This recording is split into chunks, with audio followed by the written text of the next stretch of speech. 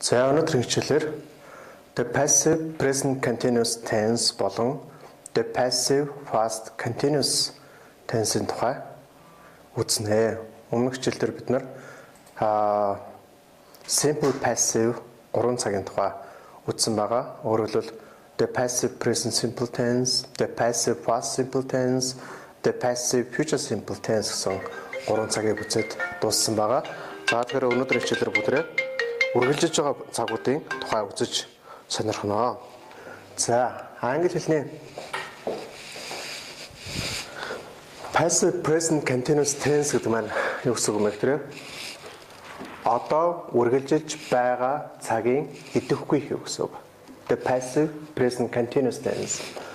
За, the passive past continuous tense. За, монголоор өнгөрөн үргэлжилж байсан цагийн идэвхгүй гэсэн үг.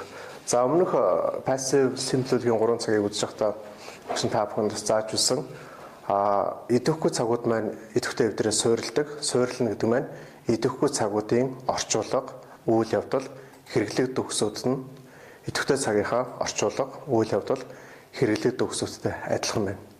Зөвхөн ганцхан ялгаа байгаа. Энэ бол томьёо. Өөрөөр хэлбэл үүсэл буюу томьёо хэлбэр буюу томьёогоор идэвхтэй цагаасаа идэвхгүй цаг нь ялгарч үүдэг. За тэгэхээр the passive present continuous tense-ийг ойлгохын тулд хамгийн чухал зүйл болсон томьёог бүтрээ үздэхээ. The passive present continuous tense-ийн томьёо am, is, are, being,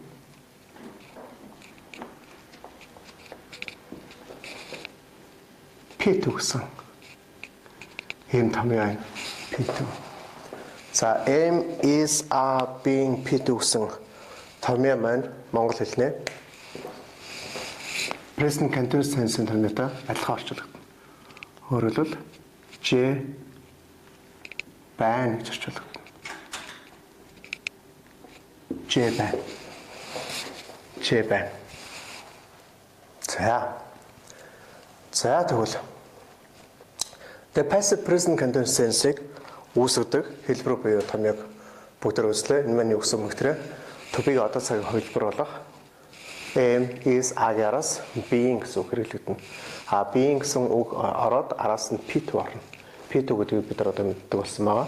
P2 гэдэг маань дөрмийн үсгэлийн 3 дахь хувирал хэрвээ дөрмийн үлгэл хойноо ed авч үүсдэг. За тэгэхээр тухайн өгүүлбэр маань ийм томьёогоор бүтсэн байвал энэ цагийг бид нар the passive present continuous tense гэж ойлгож болох нь. За, орчуулга нь бол present continuous tense-тэй адилхан орчуулагдана. Хэрэглэгдэх үгсүүднээс present continuous tense дээр хэрэглэгдэх үг буюу now, right now, at this time, at the moment гэсэн ийм үнүүд хэрэглэгдэнэ.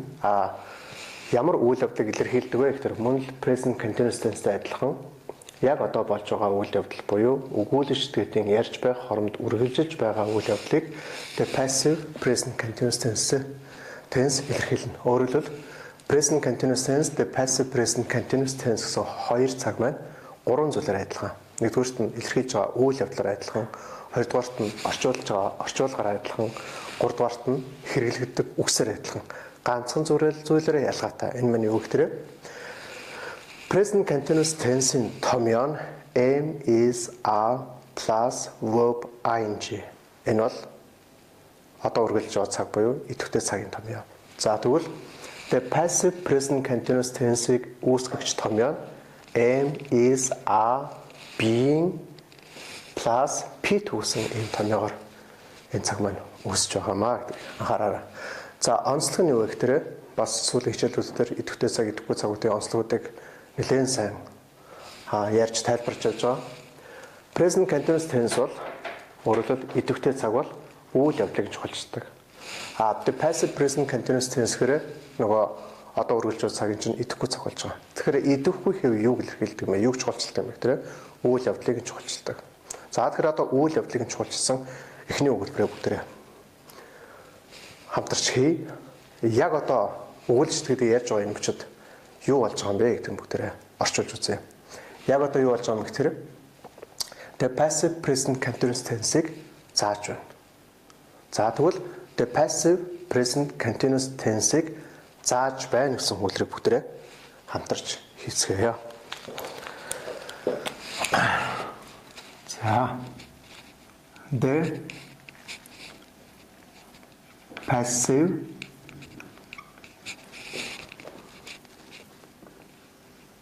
present continuous tense. За энэ ийм олон үг харагдаж байгаа боловч ганц л зүйл. Өөрөлдөл энэ цагийн нэр. Тэгэхээр ганц зүйл гэдэг нь it гэдэгтэй адилхан гэсэн үг. За тэгэхээр одоо энийг бүгд томьёороо шижүүлэх чинь. Яаж шижүүлэх вэ гэхээр the passive present continuous tense is being зааж байна. Заах гэдэг үгийн пит. Юу лээ? Сүртэй. Taught. За яг одоо гişэлвэл right now. За уншаа. The passive present continuous tense is being taught right now. Орчуулбал одоо үргэлжилж байгаа цагийн идэвхгүй хэвийг зааж байна. Яг одоо үргэлжилж байгаа цагийн идэвхгүй хэвийг зааж байна гэсэн ийм өгүүлбэр байна. За энэ өгүүлбэрийг харахад үүлийн эзэн байхгүй байгаа. Өөрөлдөл тэр зааж байгаа хүн нь энэ өгүүлбэр дотор байхгүй байна. Энэ нь юу гэсэн үг юм бэ гэхээр энэ бол идэвхгүй хэв гэсэн үг. Идэвхгүй хэвд үүлийн эзэн байхгүй ч болно. Үүлийн эзэн тийм ч чухал биш. Юуг чухалчилдаг вэ гэхээр үйл явдлыг нь чухалчилдаг. Яг одоо юу хийж байгаа? Яг одоо ямар үйл явдал болж байгаа? Тэр үйл явдлыг чухалчилж байгаа нь хамгийн гол идэвхгүй хэвийг онцлог юм ба. The passive present continuous tense is being taught right now. За тэгвэл the passive present continuous tense энэ томьёо маань энэ цаг маань ийм томьёоны төсөлмжлөөр үүсдэг юм байна гэдгийг ойлгоод аваарай. За ингээд бид нар нөгөө англи хэлний 5 хэлбэрийг байнга ашиглаж явж байгаа. Тэгэхээр одоо батлах хэлбэр дээр өгүүлбэр бичсэн. Одоо бүгдээ үгс хэлбэр дээр өгүүлбэр бичиж үзье. Улаан малгайтыг хүүхдүүд уншаагүй нэжлээ. Red Riding Hood. За одоо үгсэх нь нөгөө томьёогоо ашиглана гэсэн үг. Isn't, is not дээрээс is араас not ороод үгсэх төр юм байна. Isn't. За англиар заавал нөгөө being гэсэн үг орох ёстой. Isn't being. За read гэсэн үг аа. Read гэдэг маань дөрвийн бүлэг учраас read, read, read. За яг энэ өгүүлбэр юм шиг. Red Riding Hood isn't being read. За энэ өгүүлбэрж болно. Өөрөлдөл орчуулж үзье. Улаан малгайтыг уншаагүй байна. Яг одоо улаан малгайтыг уншаагүй байна. За тэгвэл одоо энэ өгүүлбэр үйл эзэн байхгүй өгүүлбэр байна. Үйл эзэн байхгүй юм өгүүлбэрж болно. Энэ өгүүлбэрт үүлийн эзэн бас байж болно. За тэгвэл бүгд үүлийн эзнийг нэмээ. Хүүхдүүд by their children. So, Red Riding Hood isn't being read by the children. Орчуулбал улаан малгайтыг хүүхдүүд уншаагүй байна. Уншиж байна гэж батлах хэлбэр дээр хэлэх юм бол not гэдэг үг мэдээж байхгүй болно. За ингээд negative form буюу үгс хэлбэрийг бүгдээ үзлээ. Үгс одоо ерөнхий асуулт руу харах бүгдээ. За ерөнхий асуултан дээр ерөнхий асуулт яаж үүсэх вэ гэдгийг сайн анхаарал таваарай. Өгүүлбэрээ өгч нь хэлээ. Өгүүлбэрээ бүгдээ багшлаар нийлж орчуулж өрсөд бичиж үзээрэй. Та манай эгчээр яаж хоол хэлхийг заалгаж байгаа юм уу? Эсвэл ээжээр яаж хоол хэлхийг заалгаж байгаа юм уу? Одоо өөрөлдөл хоол яаж хийх гэхийг та манай ээжээр заалгаж байгаа юм уу? Эсвэл эгчээр заалгаж байгаа юм уу гэсэн ийм өгүүлбэрийг бүгдээ хамтарч орчуулъя. За асуух хэлбэр учраас мэдээж А гэсэн туслах өгүүлбэрч орно. Өөрөөр хэлбэл өгүүлбэр нь та заалгаж байгаа юм уу гэсэн ийм өгүүлбэрийг бүгдээ эхлээд үүсгэх ёстой. За тэгвэл яаж эхлэх вэ гэхээр Are you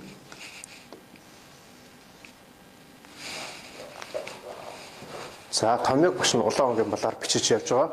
Улаан өнгийн болоор томьёогоо бичиж явж байна гэдэг нь энэ томьёо маань одоо хэлбэрүүд дээр яг яаж гарчих вэ гэдгийг багш нь та бүхэнд ойлгомжтой байхын хүднээс томьёог нь байнга улаан өнгийн болоор бичиж явж байгаа шүү.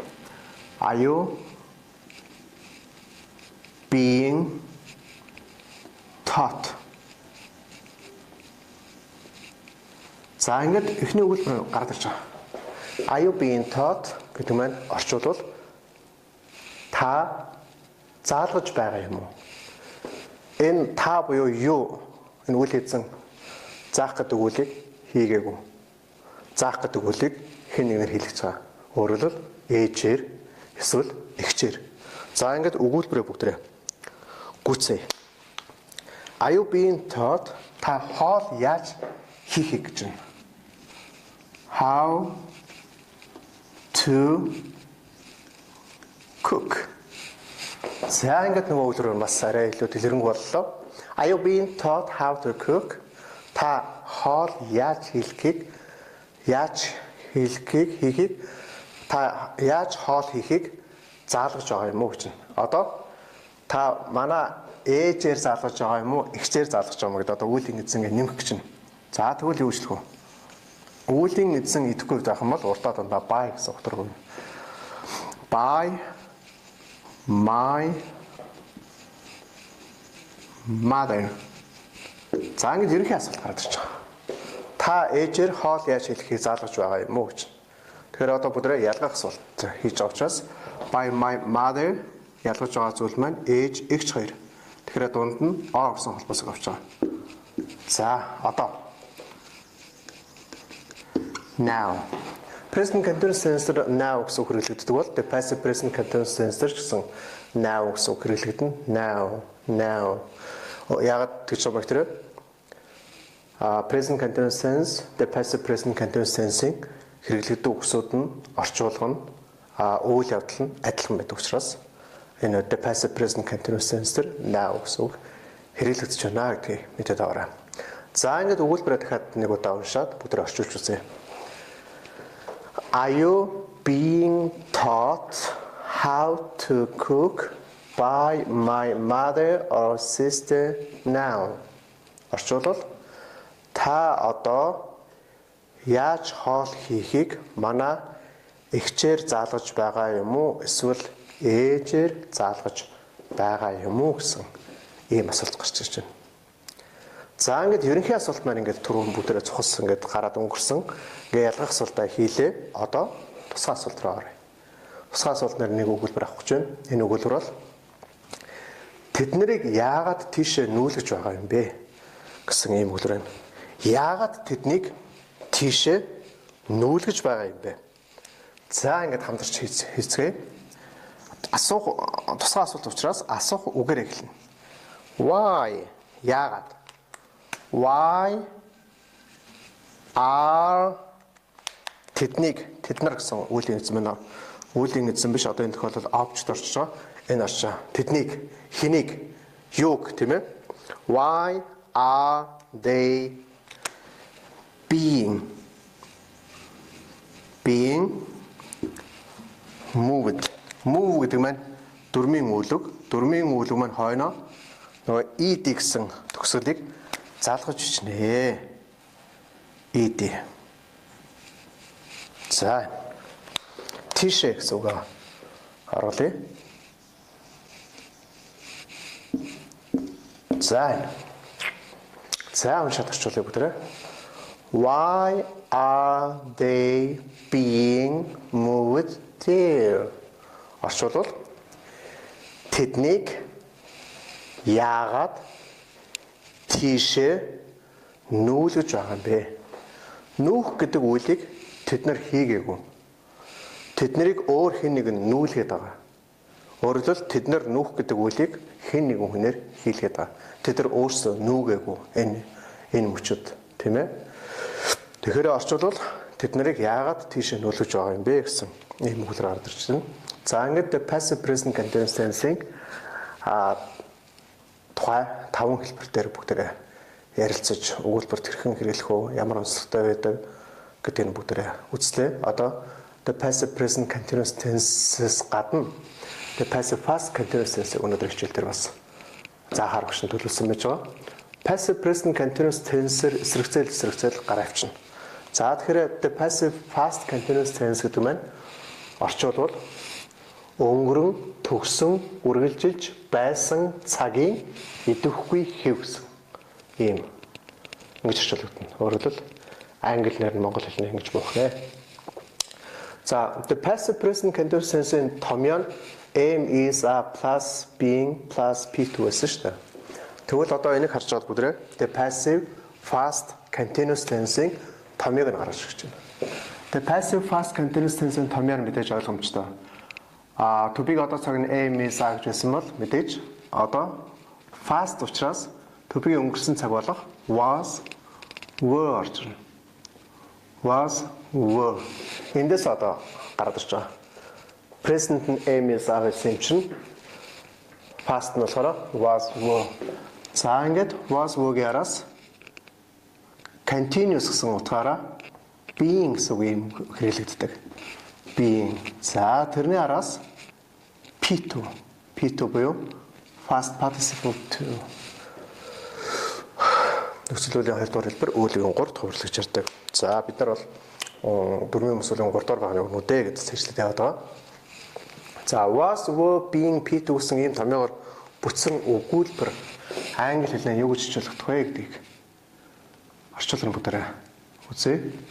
Am is a being P2 man J байна гэсэн бол мэдээж was were being P2 гэсэн ийм томьёогоор үүсэж байгаа өгүүлбэр маань J байсан гэсэн ийм томьёогоор үүснэ. Ингээд цагууд маань хоорондоо бол маш нарийн ялгаатай. Маш их одоо тэр хоорондоо их тодорхой ингэж ялгагддаг. Гэтэл одоо зарим хүмүүс маань одоо англи хэлэнд олон цаг байдаг, 26 цаг байдаг, хооронд нь ялах гэдэг их хэцүү, дунд нь бүдэлдэг, төөрдөг гэсэн ийм гомдлуудыг бас заримдаа илэрхийлдэг. Тэгээ яг одоо учрыг нь олоод, хужрын тунгаагаад, цагуудын ялгааг нь бас сайн ойлгоод ингээд явах юм бол энэ цагууд маань ерөөсөө тэнгэр газар хэр шиг, тэмээ ямаа шиг ийм ялгаатай ийм л зүйл байгаа юм. За ингээд бид нэр the passive past continuous tense-ийн томьёог нь мэдээд авчлаа. Энэ томьёо маань монгол хэлээр яг яаж орчуулагдах вэ гэдгийг мэдээд авчлаа. Одоо ингэсэн тохиолдолд бид нар өгүүлбэр дээр ингээд үзэхэд асуудал бол авчирсан. Өөрөөр хэлбэл энэ томьёоныхоо тусламжтайгаар бид нар өгүүлбэрийг зохиогоод тэр өгүүлбэрээр хэрэглээд тэр өгүүлбэрээ ашиглаж одоо нөгөө орчуулга хийхэд бичгийн англи хэлнийг ашиглахад энэ гол цөм болсон томьёо орчуулга хэрэглэн мэдээд авсан тохиолдолд цаашаа бас нэлээд их хүчээр орно гэдэг багш нь зөвлөж байгаа. За тэгвэл одоо passive past continuous tense-ээр ямар үйл явдал илэрхийлдэг вэ гэхээр мэдээж past continuous tense-ээр илэрхийлдэг үйл явдлыг илэрхийлдэг. Past continuous tense-ээр ямар үйл явдал илэрхийлдэг вэ гэхэд өмнөх хичээлээр заасан байж байгаа. Өнгөрсөн тодорхой нэг цаг хугацаанд үргэлжилж байсан үйл явдлыг илэрхийлдэг. Тэгвэл өнгөрсөн тодорхой нэг цаг хугацаанд үргэлжилж байсан үйл явдлыг бас the passive past continuous tense-ээр илэрхийлдэг. Энэ бол энэ цагийн орчуулга. За тэгвэл past continuous tense маань монгол хэлээр J байсан гэж орчуулагдчихсан бол the passive past continuous tense маань бас J байсан гэж орчуулагдана. Өөрөлд идэвхтэй цаг, идэвхгүй цаг хоёр адилхан орчуулагдах юм байна. Яг өдөр идэвхгүй цаг нь идэвхтэй өдрөөс суурилдаг учраас. За хэрэглэгддэг үгс нь бас адилхан. Past continuous tense дээр хэрэглэгддэг үгсүүдийг өмнөх хичээлээр заасан байж байгаа. Нөгөө at 5 o'clock yesterday, at this time yesterday, at this time last year гэдэг цаг хугацаа маш тодорхой болгосон ийм үгнүүд өгдөг. Тэгвэл тэр үгнүүд маань бас ялгаа авахгүй the passive past continuous tense дээр хэрэглэгддэг байна. За та бүхэн анзаарсан бол багш нь passive voice руу орохдоо дандаа уртлын идэвхтэй цагуудтай цуг харьцуулж явж байсан. Өөрөөр хэлбэл the passive present simple tense-ийг заахтаа present simple tense-ийг эхэлж сануулад эхэлж одоо present simple tense-ийн тухай яриад дараа нь the passive present simple tense-ийг бид нар үзчихсэн шүү дээ. Дараагийн 7 хоногт бид нар past simple tense эргэж санаад тэрний дараа the passive past simple tense-ийг шинээр орж исэн. За өнгөрсөн 7 хоногт бас ялгаа авахгүй the passive future simple tense-ийг future simple tense-тэй харьцуулан заасан ба. За өнөөдөр болохоор passive present continuous tense, past continuous tense хоёрыг ингэж харьцуулж ингэж зааж байгаа. За тэгвэл бүгдээрээ ийм үгээр хэлж үзье. Өнгөрсөн 7 хоногийн яг үдээд бид нар биш. Өнгөрсөн 7 хоногийн үдээд the passive future simple tense-ийг үзэж байсан гэсэн өгүүлбэрийг хэлж үзье. Дахиад сонстоо. Өнгөрсөн 7 хоногийн үдээд the passive өнгөрсөн юу вэ? Жирийн өнгөрсөн цагийн жирийн ирээдүйн цагийн идэхгүй хэвийг үзэж байсан гэсэн өгүүлбэр хийх гэж байна. За тэгвэл жирийн ирээдүйн цагийн идэхгүй хэв гэдгийг англиар юу гэж хэлдэг лээ? Бодороо. Жирийн ирээдүйн цагийн идэхгүй хэв. The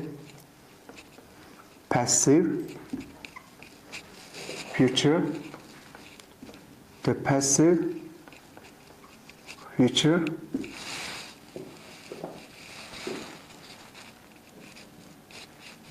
simple. The passive future simple tense. The passive future simple tense. За. Үзэж байсан. The passive future simple tense-ийг үзэж байсан гэжлэгч нь. За тэгвэл одоо энэ цагийнхаа томьёог нь ашиглана гэсэн үг. Was being үзэх, судлах. Study гэж болно, learn гэж болно. За, learn гэдэг нь хэлчихье.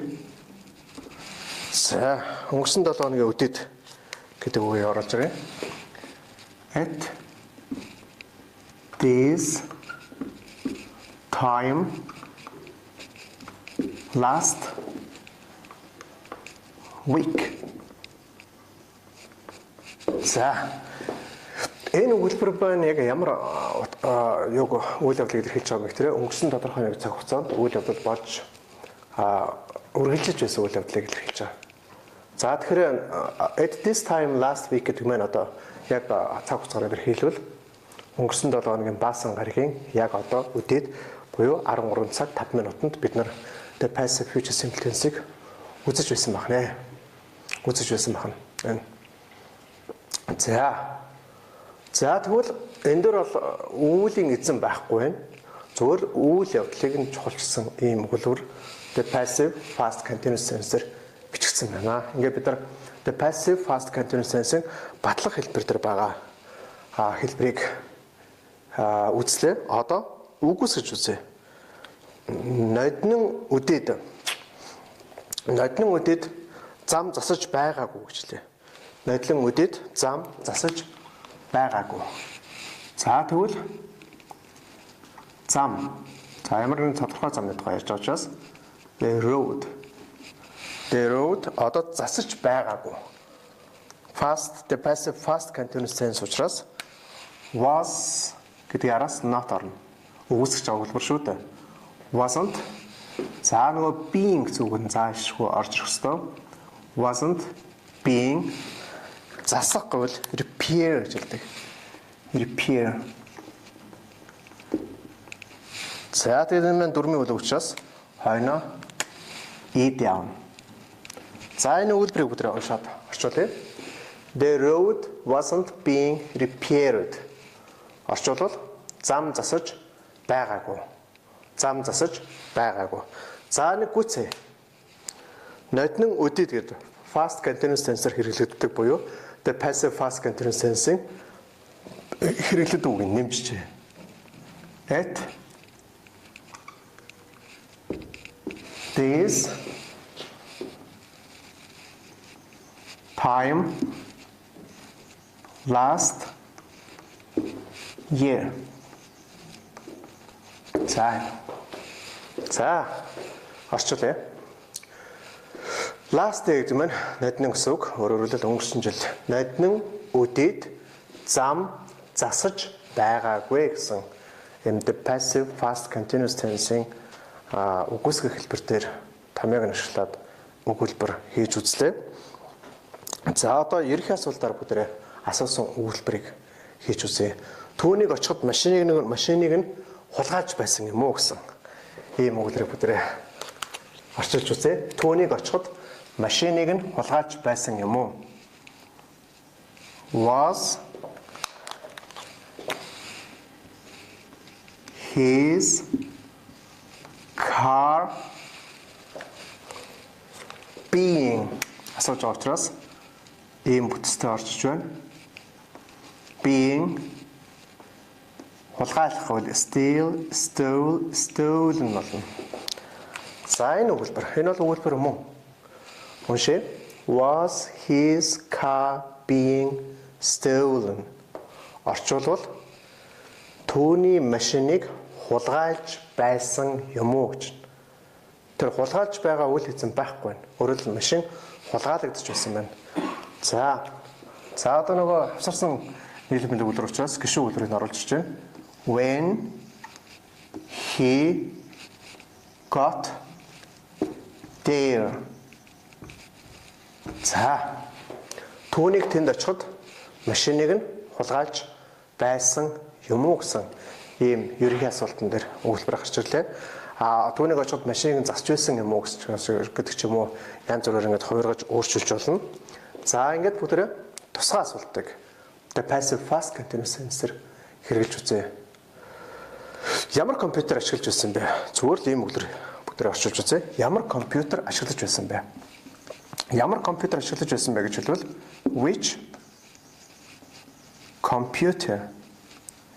which computer was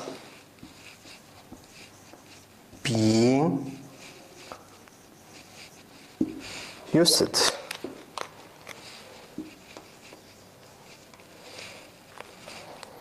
Which computer was being used? За дөрмийн үйл учраас хойно ид явчихна. За ингээд өнөөдрийн хичээлээр бид нар the passive present continuous tense болон the passive past continuous tense гэсэн ийм идэхгүй хэвийн хоёр цагийг бүгдээрээ сурлаа. За ингээд the passive present continuous tense, the passive past continuous tense-ийн томьёог орчуулгатай бас бусад онцлогтой бүгдээрээ сайн анхаараад давтаад багшаасаа хичээлийг эргэж санаад энэ өгсөн жишээ өгүүлбэрүүдийг өөрчлөөд өөрийн болгоод олон өгүүлбэр болгож аривжуулаад ингээд нийт одоо сүүлийн хичээлүүд дээр үзэж байгаа 5 идэхгүй хэв үзсэн байна. Энэ 5 идэхгүй хэв грийн даалгаварт бүгдээрээ эргэж сайн санаарай, сайн эрэл хайгуул хийгээд за энэ томьёонуудын сайн цээжлээд өөрийн болгоорой гэдэг биш нь грийн даалгавраар өгч байна. Ингээд уламжлал ёсоор асуулт хариултын болондоо орцгоё. Идэхгүй хэвийн тухай болон идэвхтэй цагуудын тухай өөр асуухыг хүссэн зүйлээ багш руугаа илгээж багшаасаа асууж болно.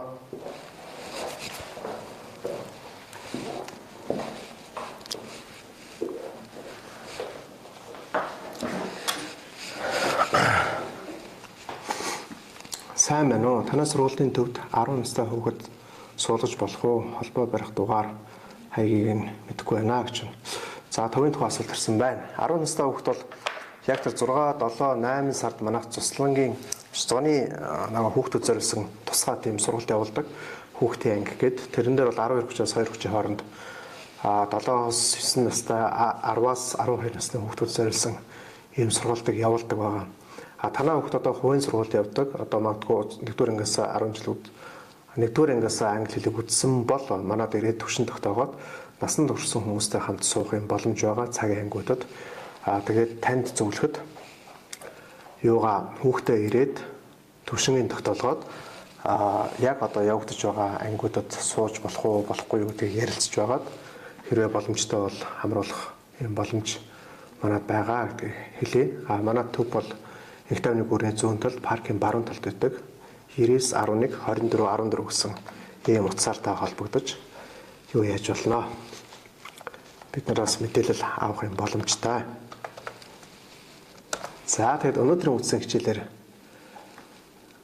асууж лавлах зүйл өвлөн асууж лавлаараа гоё зааж байна гэж байна. За баярлалаа. Өнөөдрийн хичээлээр бид нар continuous бүлгийн 2 идэвхгүй цагийг үзэж дууслаа. Continuous бүлгийн 2 идэвхгүй цаг нь the passive present continuous tense, the passive past continuous tense гэсэн ийм 2 цаг байна. За энэ 2 цагийн гол томьёогоор мэдээд авсан тохиолдолд бусад зүйлүүд нь одоо тэр өмнө үтсэн идэвхтэй 12 цагуудтай адилхан байна гэдгийг бид нар одоо ерөнхийдөө ойлгож сурч мэдэж авч байгаа байх гэж найдаж байна. За тэгэхээр өмнөх цагууд бас хүссэн энэ юм дээр давтагдж явж байгаа, хичээлүүд дээр давтагдж явж байгаа. Яг тэгвэл нь идэвхтэй цагууд нь идэвхтэй өдрөө суурилдаг. Суурилна гэдэг маань нөгөө үйл явдал, орчуулга, хэрэглэгддэг үгсүүд нь адилхан байдаг учраас энэ юунуудаа өмнөх 12 цагаа бас цуг авч явж иж одоогийн заагдж байгаа энэ идэвхтэй цагуудыг бүгдээрээ сайн ойлгож авах ийм учиртай юм байгаа шүү. Дээр нь тэгээд идэвхтэй цагууд маань сурснараа ямар ч холбогдолтой юм гэхээр одоо бид нар бичгийн хэлэнд хэрэглэгддэг ийм учиртай. Одоо өөрөлдөл ном уншихад, сонин уншихад ямар нэг одоо бичсэн тайлбарыг уншиж ойлгоход энэ томьёонууд болон энэ идэвхтэй цагууд маань ашиглагддаг. Ийм учраас энэ цагуудыг бүгдээрээ орчуулах хэрэгтэй ашиглах учраас магадгүй та одоо бичих талдаа англи хэлийг илүү сайн сонирхож байгаа бол илүү сайн амьдралдаа, ажилдаа ашиглахыг хүсэж байгаа бол энэ идэвхтэй цагуудыг өшөө илүү сайн дэлгэрүүлж үзэх хэрэгтэй шүү гэдгийг зөвлөе. За, өглөө хичээл хэдээс эхэлдэг вэ гэж. Манай сургуулийн төв бол өглөө 6 цаг 10 минутаас хичээл эхлээд орой 22 цаг 30 минут хүртэл цагийн ангиуд байдаг. Өглөөний анги маань 6:15-д эхэлдэг. Тэгээд 6:15, 8:30, 10:30, 12:30, 14:30, 16:30, 18:30, 20:30 гэсэн энэ цагуудаас та цагаараа, заваараа, боломжоор сонголтоо хийгээд манай цагийн ангиудад хамрагдах боломжтой. Өөр салбар байгаа юу гэж манай төвийн өөр салбарыг асуусан байна. За манайх одоо яг өөр салбар одоохондоо байхгүй байгаа. Яг одоо Сомдор хэлэн английн төв маань инх тавны бүрийн зүүн талд, паркийн баруун талд Park Place гэж шинээр баригдсан шилэн 13 давхар хар хөнгөний офис байгаа. Тэр 6 давхарт нь үйл ажиллагаагаа явуулж байгаа. За ингээд хичээлийн талаар асуулт ирэхгүй байна. Тийм учраас одоо ингээд өнөөдрийн хичээлээ багш нь энэ хүрээд өндөрлөж байна. Дараагийн хичээлээр багш нь та бүхэнд perfect бүлгийн цагуудын идэвхтэй цагуудыг зааж эхлэх учраас нийт одоо заагдсан 5 идэвхтэй цагуудаа сайн давтаад, сайн ойлгоод, асуух зүйлүүл нь багштайгаа холбогдоод асуугаад ингэж юу ягаараа дараагийн цагуудад бас бэлдээрэй гэдэг багш та бүхэнд зөвлөөд энэ өдөр энэ удаагийн хичээлийг өндөрлөё. Эх 7 хоногийн баасан гаригийн 13 цагаас иргэн уулзлаа. Түр баяртай анхаарал тавьсанд баярлалаа.